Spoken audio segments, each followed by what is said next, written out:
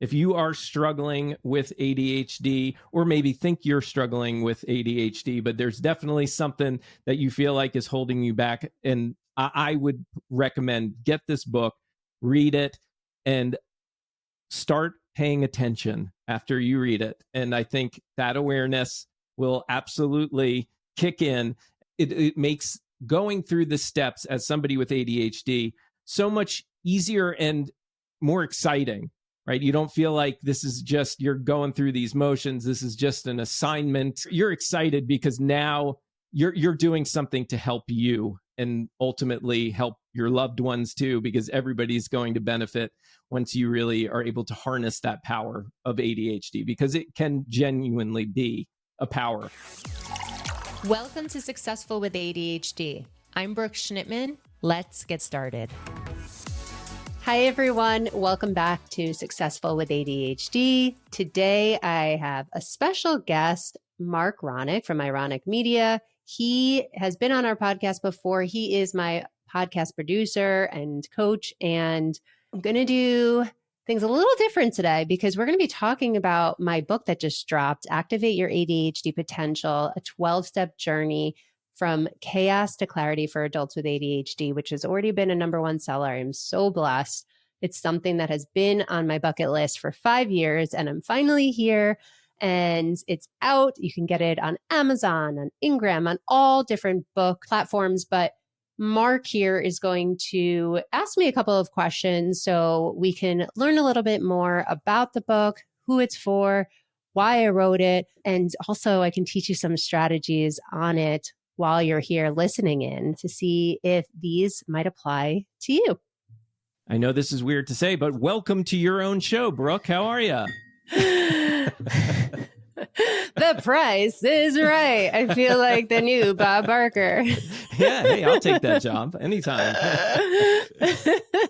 Well, welcome. Well, thank you for having me. Sure. And I'm really excited and honored to be doing this with you. I know how much this book has meant to you, from getting it started to the process itself. And I am really curious about it. I've also had the pleasure to read the book before it came out. So thank you for allowing me to do that. And I think that will help a lot here with our interview today. And I really do believe it's important for your audience to hear it from you, what makes this book special and what makes this book really important for somebody with ADHD. And before we dive into it, I want to open with this for you. You've been open about your adult diagnosis of ADHD, and that was 2019. Yep. And describing it as a major turning point in your life. Mm-hmm. And can you take us back to that moment? Like, what prompted you to get tested, and what was it like to finally have that diagnosis? If you could kind of take us through that a little bit.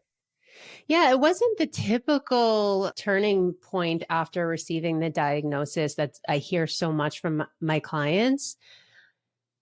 I've been working with ADHDers at that point for like 15 years. And I noticed once I was 6 months into my coaching journey that when I was on the computer talking to adults with ADHD, I had a hard time shifting my attention from the coaching sessions to the notes, back to the coaching sessions to the notes.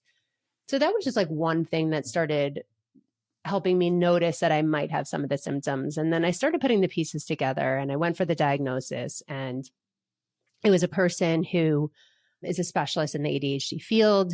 And she confirmed that I had combined type ADHD. Now, before I became a coach, I received coaching for a year. And that was the first time, and it wasn't specifically ADHD coaching, but it was the first time that I really was able to, with a group, understand how my brain worked, how I was showing up for other people, how I was showing up for myself, and how to smally execute steps to create big success, big programs, big events. And that built my confidence because I was able to realize what was getting in my way. And I was, for the first time, just even though I didn't know I had ADHD at the time, I was able to like listen and hear what other people had to say and not be so masked by my anxiety that, oh, they might be thinking this of me or that, because now I know, because I went through the exercises, what people actually do think of me. So when I got that diagnosis in 2019, I was like, okay, I'm doing a lot of these things already. I know how to schedule. I do this, I do that. I think fast forward to a different stage in my life, once I get married and I have kids, life changed, hormones changed, selflessness and selfishness had to change. So at that point, then I started really seeing how my ADHD came into play more. And then I started thinking back into other moments in my life, not regretting anything, not wishing I had the diagnosis sooner, but just thinking how my ADHD played out, especially on low executive function days. Mm. Yeah. And so that was something that you struggled with growing up, but didn't know that it had to do with the ADHD. Yeah. And, when I first got diagnosed, the one thing that I really just, correlated a lot of my unawareness to with the ADHD was the fact that I defined my value based on how hard I worked and how productive I was, which I know so many of us do. And I don't think it's just the ADHD though. I think it's also how I was raised. I came from parents who were high achievers. And in order to get attention, because I wasn't the smartest, I was probably average to low average IQ. I had to work really hard. I had to work really hard to be the best. And I always wanted to be the best. But that came at a sacrifice. And that came at me not being able to have like substantial relationships with men, not having substantial relationships with friends, like fair weather friends. There was a lot. Yeah. Yeah. It sounds like it. So, okay. So fast forward, and here we are now. You've written a book, and writing a book is no small feat. And it's got to be even more of a roller coaster when you're juggling ADHD, right? So I've been really curious about that process for you. So can you give us a behind the scenes look at your writing journey, like the highs and lows, and maybe one big hurdle that really tested you in this journey? Yeah. Well, it's funny because my book talks about how to overcome the overwhelm and underwhelm disruption cycle, as you know. And that's literally what was happening to me while I was going through the writing process. But I used the tools to help me from the book, since it's a workbook and book, to get over it. So when I first started writing the book, I had to trick my brain into saying, this isn't going to take long. I'm going to write this overnight. I actually believed that I was going to write a quality book overnight. Okay. I'm fascinated by this because as somebody who also has ADHD, I have a hard time tricking my brain that way, right? Like I can't sit there and tell myself, it's going to take me, just a night to do, and actually believe it. So how did you do that?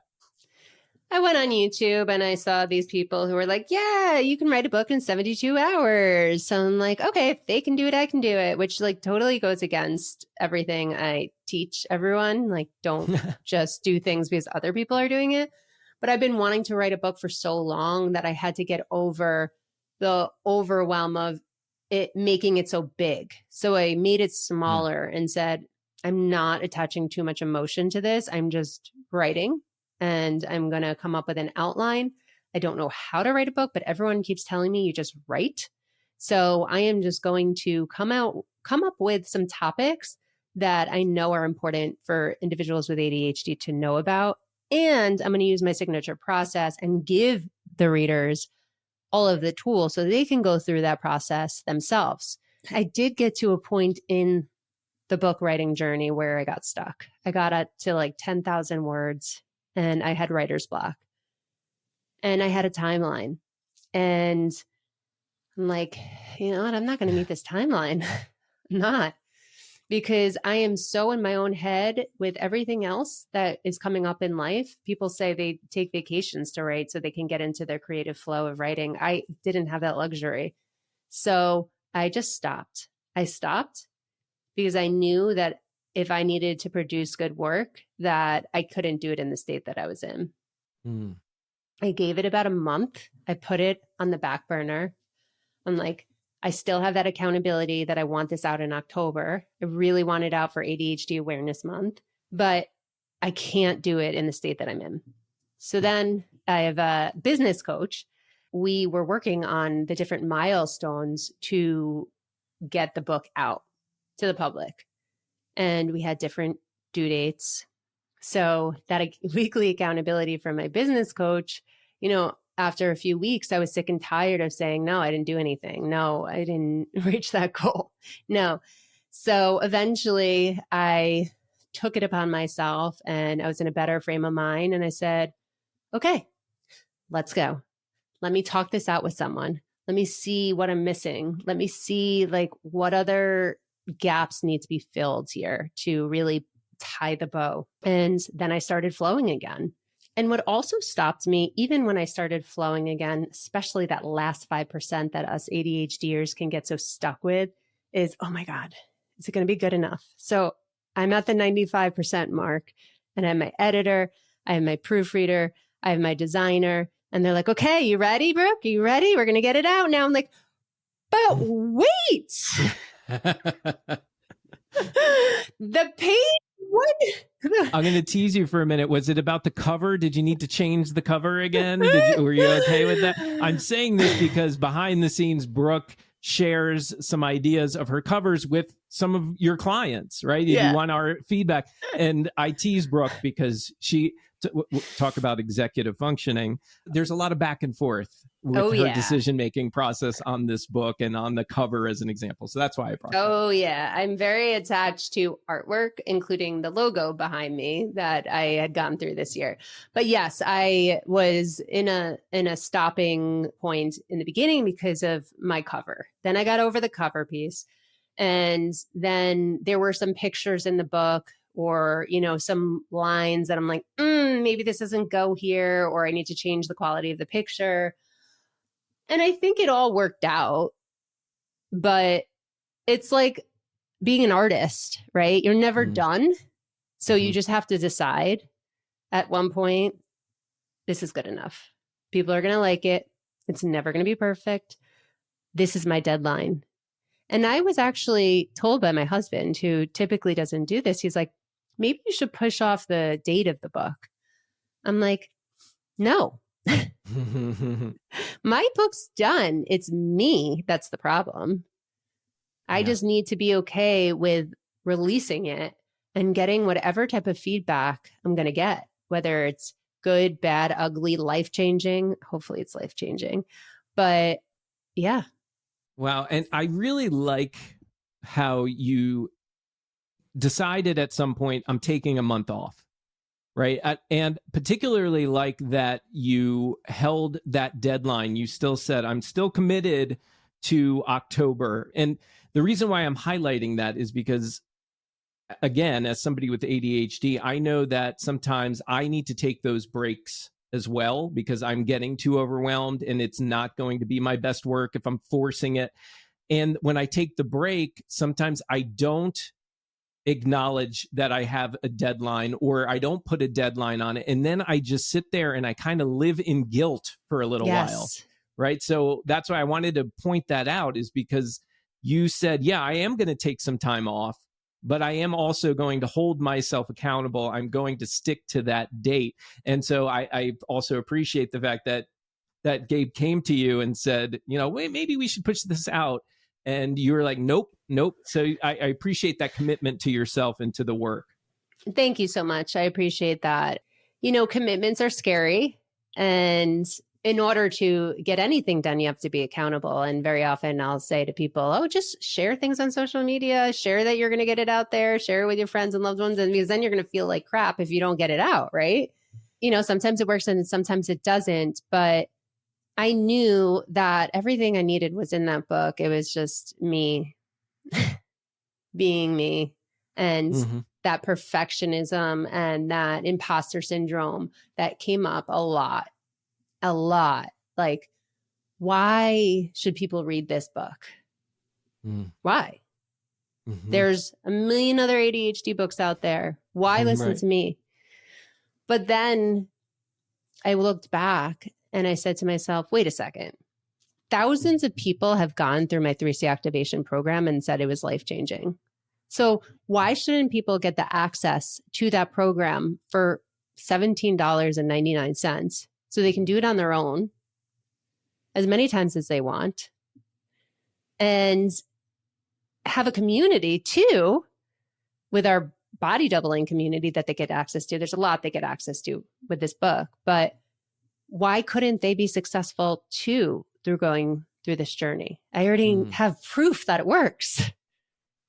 Yeah. So then, and we're going to get into some of the book too.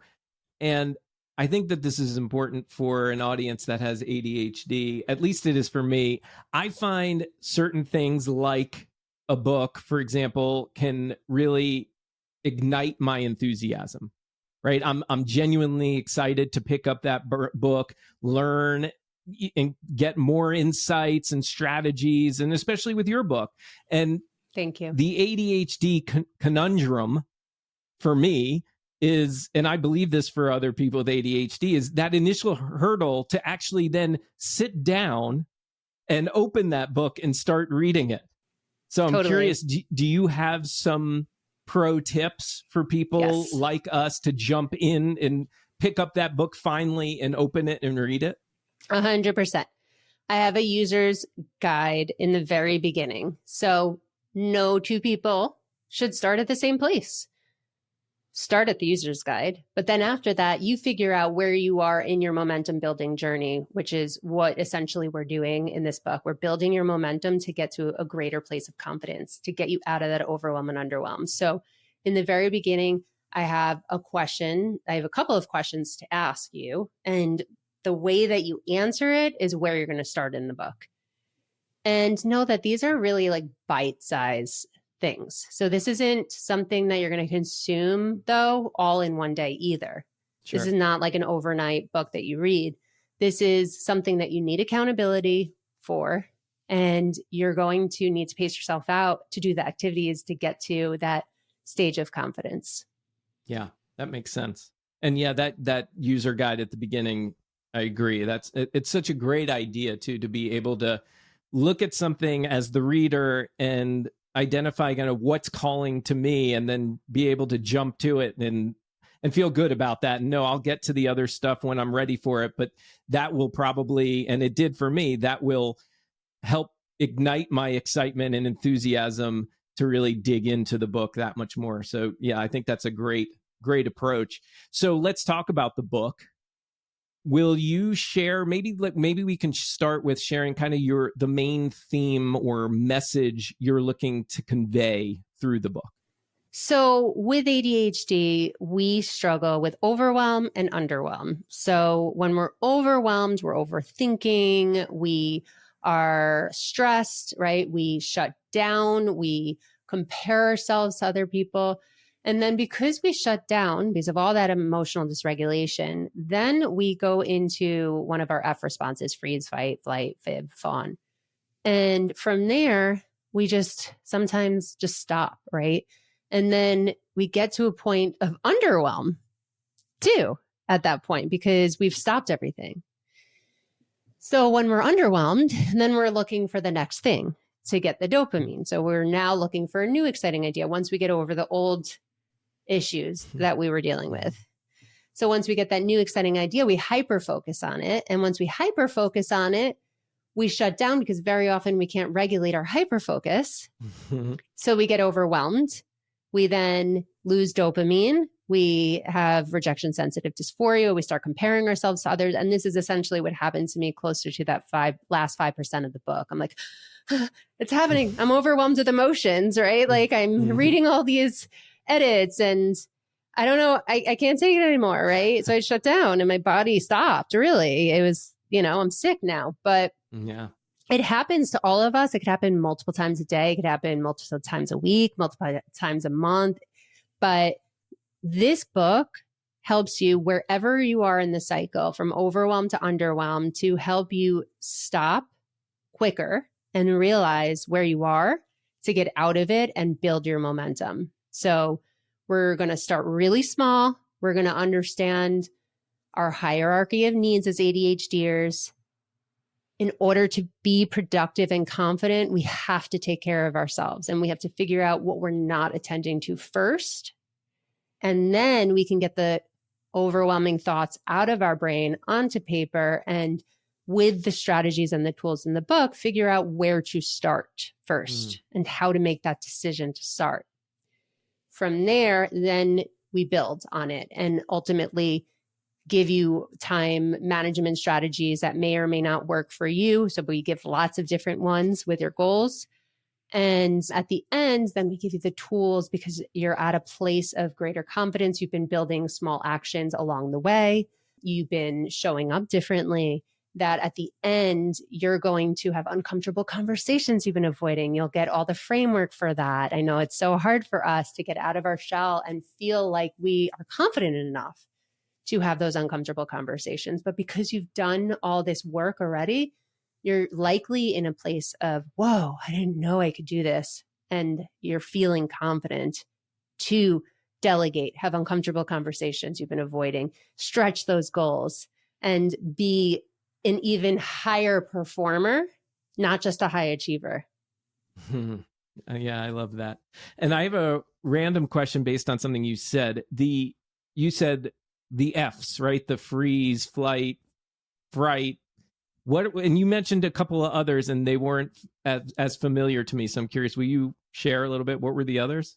So I don't really talk about the F. Actually, I don't talk about it in the book, but I'm just talking about it here. The F responses, the ones that you probably didn't recognize, were fawn and fib. So fib is lying, and fawn is pleasing someone to, like, like just to get out of whatever discomfort it is, to make them like you, to make, so that's fawning.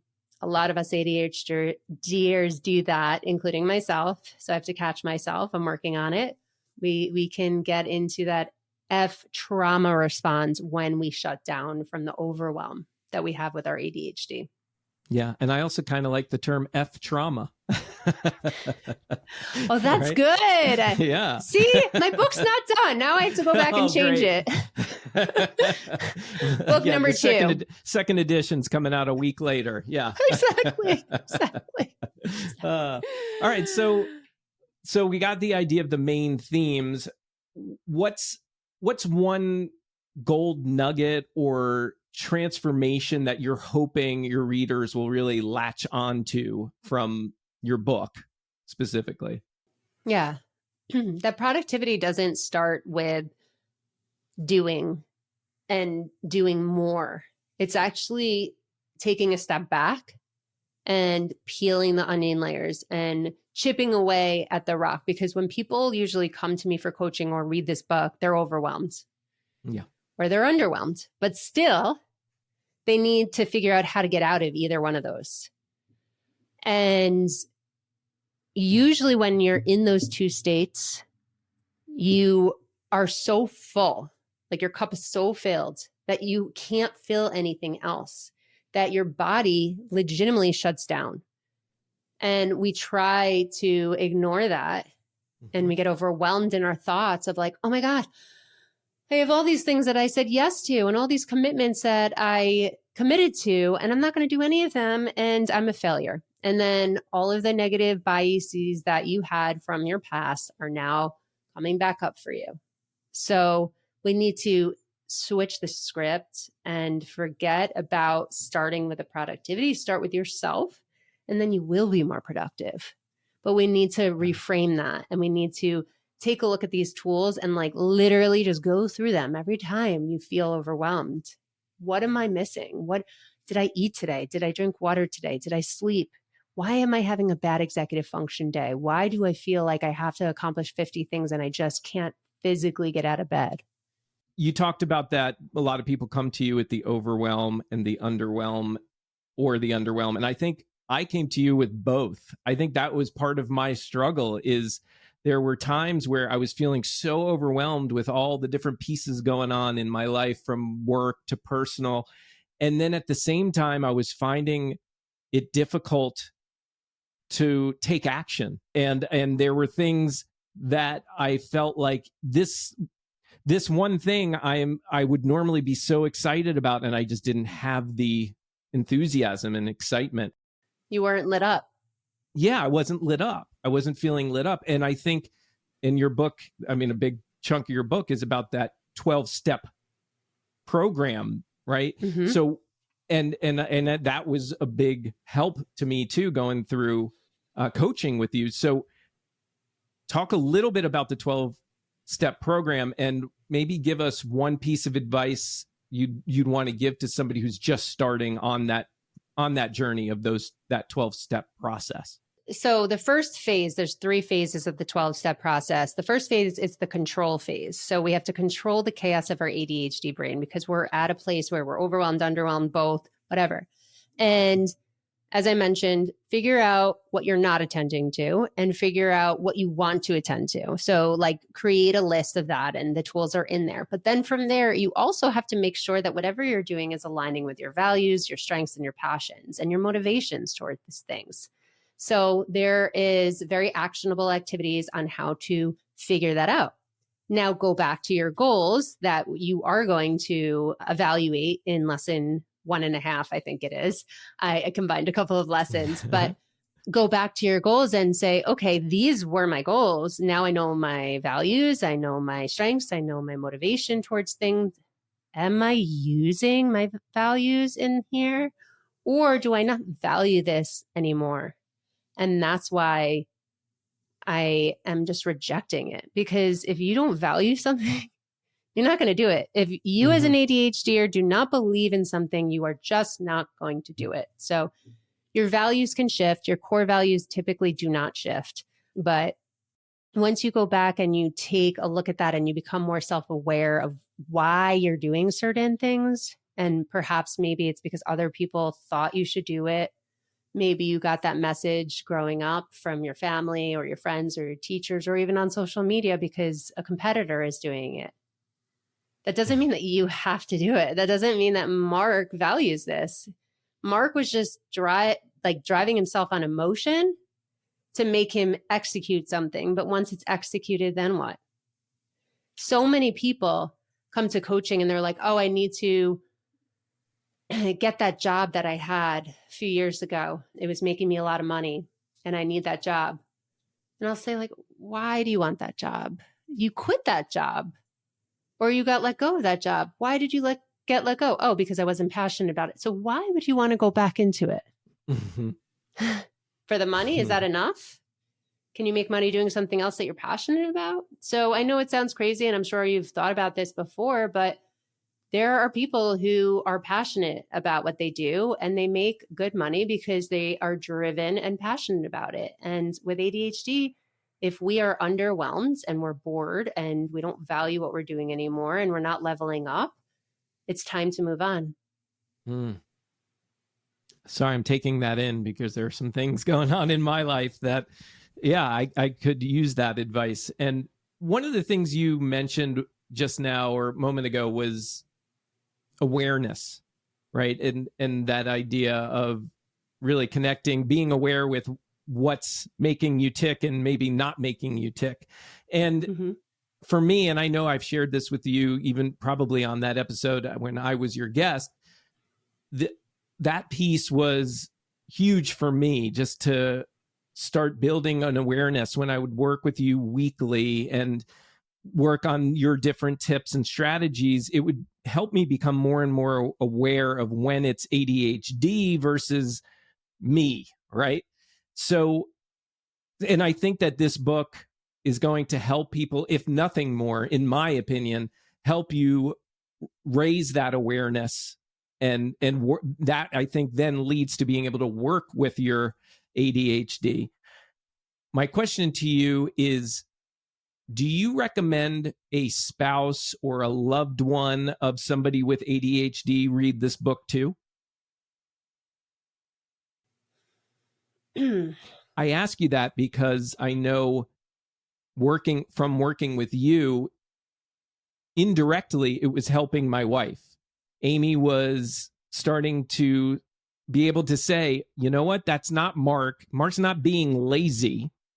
He's not intentionally ignoring the laundry that needs to get done, right? That's his ADHD. It's his ADHD.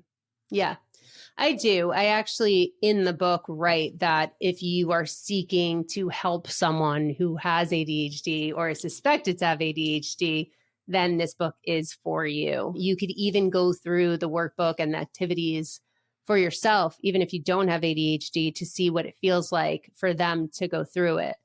Obviously, it's for people who have adult ADHD or suspected ADHD as well and are ready to make changes in their life because they have to do the work, right? But yeah, I think that in any relationship, whether the partner has ADHD or does not have ADHD, it's nice for them to get a glimpse into what you are dealing with on a day-to-day basis and, you know, what you're working on, because you want to know what Amy's working on too, right? Like you want to be able to support her. She doesn't have, she has ADHD, but you know, you want to be able to support her in whatever her goals are. Yeah. If she doesn't know how to support you, this book can help her understand how to support you. So yes. Yeah.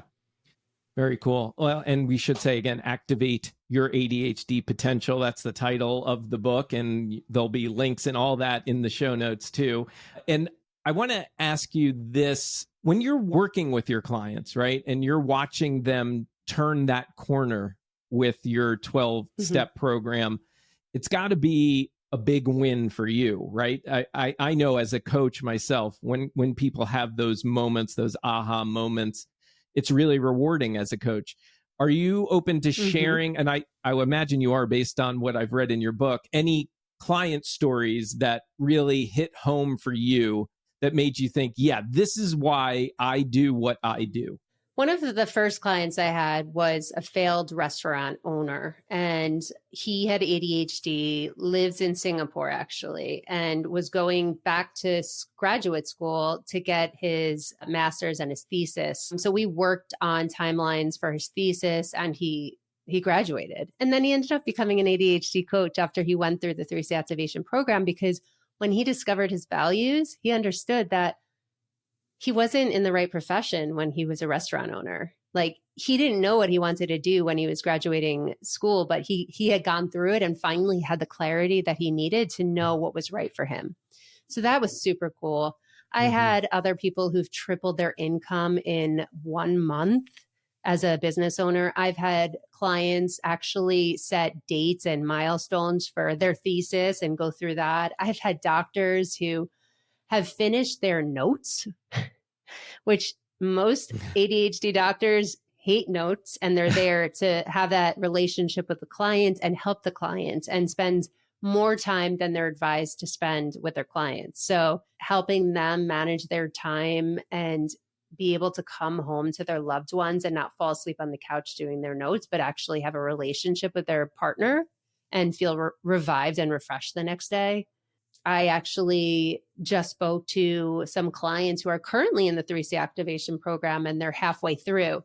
One of the big things for them was that awareness piece that, whoa, okay, now I get it. Now I understand my brain. And now I'm showing up a little differently. Now I need to help my partner understand. How do I do that? So there goes to your point of having them check out the book as well. But there's been so many different success stories, and I'm forever indebted to, you know, all the people who've supported me in this 3C activation process along the way and who believed in the program, because before the book was the program. And I didn't, of course, think that the program was good enough, right? Never. And I had someone flat out tell me, are you kidding me? You have gold in your hands. I've had like multiple people tell me that over and over again. And finally I believed it. That's so cool. That's so cool. Well, so the book, we can obviously get it on Amazon as a as a paperback. They could get it on their Kindle. Nice. And paperback, you could buy it on Amazon, Ingram, Spark, Barnes and Nobles, literally, and Google Reads, anywhere you can get a book. Awesome. It's there. Awesome. And again, like I said earlier, we'll put that in the show notes too. We'll link right to it.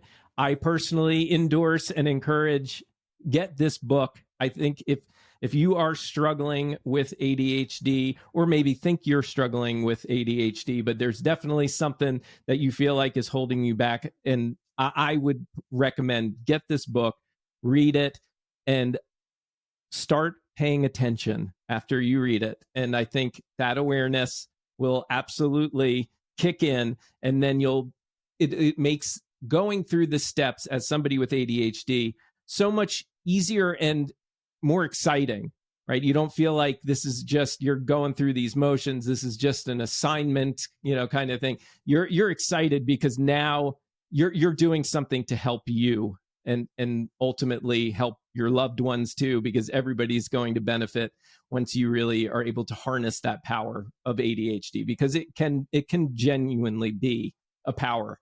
So I recommend it. I really adore you, Brooke, and I thank you. I can't thank you enough for all you've done for me in my journey, and even to this day, we coach each other, right? Well, I'll help you with the podcast, you help me with the ADHD, and it's been a blessing. So thank you, and I'll give you the floor to wrap us up if you'd like.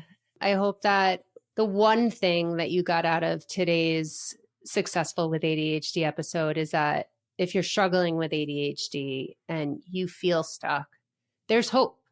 You can get out of that chaos of your ADHD brain. You might not think it's possible now, but I promise you, I have, and so many other people have. You can stop yourself and you could live a highly functioning life, and you could thrive, because very often we are so capable. We are so capable, but we get stuck at that 95% mark.